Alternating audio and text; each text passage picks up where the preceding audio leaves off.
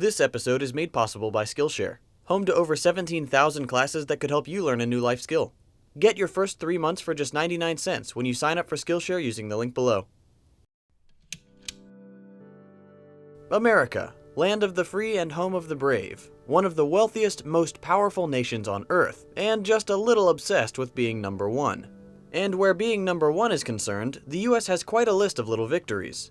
Besides spending more on national defense than China, Saudi Arabia, Russia, the United Kingdom, India, France, and Japan combined, the US also has the most Super Bowl wins, at an astounding 50 versus 0 for the rest of the world, the most cheese produced by any country, if you count American cheese, and the largest population of bald eagles in the world. But it's not always a good thing to be number one.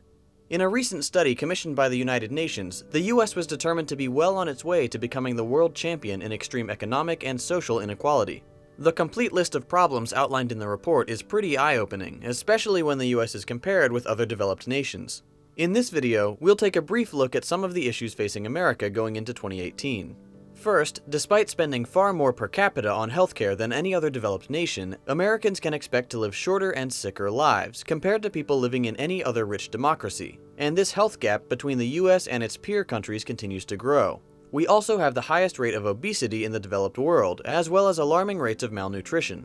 The Organization for Economic Cooperation and Development, or OECD, tracks national policies for countries around the world, and helps determine new policies designed to improve people's lives. According to the report, America has the highest incarceration rate of any nation on Earth, ahead of Turkmenistan, El Salvador, Cuba, Thailand, and the Russian Federation, at nearly 5 times the OECD average. This problem is compounded by the existence of private, for-profit prisons and the underreporting of incarceration rates in some states. In terms of childhood health and economic status, America performs very poorly compared to its developed peers. As of 2013, the US infant mortality rate was the highest in the developed world. For the children that survive, the outlook is still pretty bleak. The youth poverty rate in the United States is the highest across the OECD, with fully 1/4 of youth living in poverty. The Stanford Center on Poverty and Inequality says the US is a clear and consistent outlier in the Child Poverty League, as US child poverty rates are continually the highest among the 6 richest countries. The Stanford Center also ranks the most well-off countries in terms of labor markets, poverty, safety net, wealth inequality, and economic mobility. The US comes in dead last of the top 10 most well-off countries, and 18th among the top 21. The report makes it clear that the US holds some pretty undesirable titles, but why is that? How can such a wealthy, powerful, and technologically advanced nation have such extreme economic disparity? Part of the problem stems from America's stance on economic and social rights. Successive administrations have repeatedly rejected the idea that these economic and social rights are full-fledged human rights, despite their clear recognition in treaties the US has ratified. International human rights law recognizes a right to education, a right to healthcare, a right to social protection for those in need, and a right to an adequate standard of living. The report states that, in practice, the United States is alone among developed countries in insisting that while human rights are of fundamental importance, they do not include rights that guard against dying of hunger, dying from a lack of access to affordable healthcare, or growing up in a context of total deprivation. If the US doesn't acknowledge these needs as basic human rights, then it's no surprise there are so many people living in extreme poverty.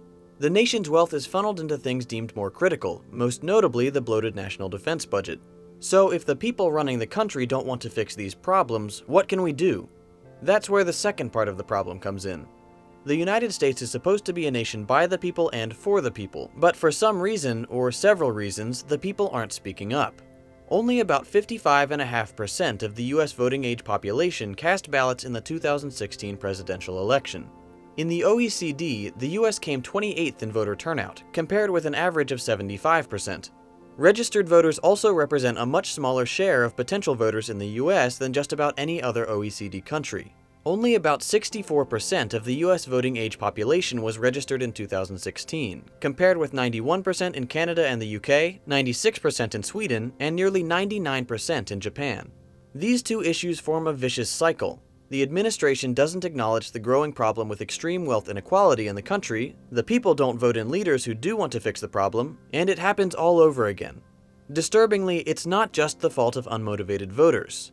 In just this past election, we've seen dramatic gerrymandering of electoral districts to privilege particular groups of voters, the imposition of artificial and unnecessary voter ID requirements, the blatant manipulation of polling station locations, and the relocating of DMVs to make it more difficult for certain groups to obtain IDs. This has resulted in people living in poverty, minorities, and other disfavored groups being systematically deprived of their voting rights. And so the cycle continues. The poor stay poor because they're not represented, and often can't even vote to elect someone who might make a difference. As more and more children are born into poverty and the economic divide grows, we'll begin to see a very paradoxical crisis in which one of the wealthiest nations on Earth hosts the largest population of homeless, starving, uneducated, and deeply impoverished. Okay, so the US has some problems, but what can we do about it? What can the average citizen do to change a political and societal atmosphere that completely ostracizes such a large portion of the population? That's the million-dollar question, or rather several billion-dollar question, as large-scale changes to social policies will likely incur a huge cost. But at the end of the day, most people would hopefully say it's worth it.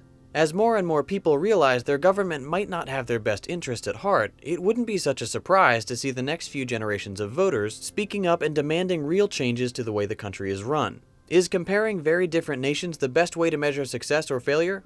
Maybe, maybe not, but highlighting ways in which any country has room to improve should be met with gratitude, since improving our lives and those of our neighbors is all that really matters in the end. What do you think? Is the United States on the right track, or has it gone off the rails in recent years? What changes would you like to see to economic or social policy? Let us know your thoughts in the comments below.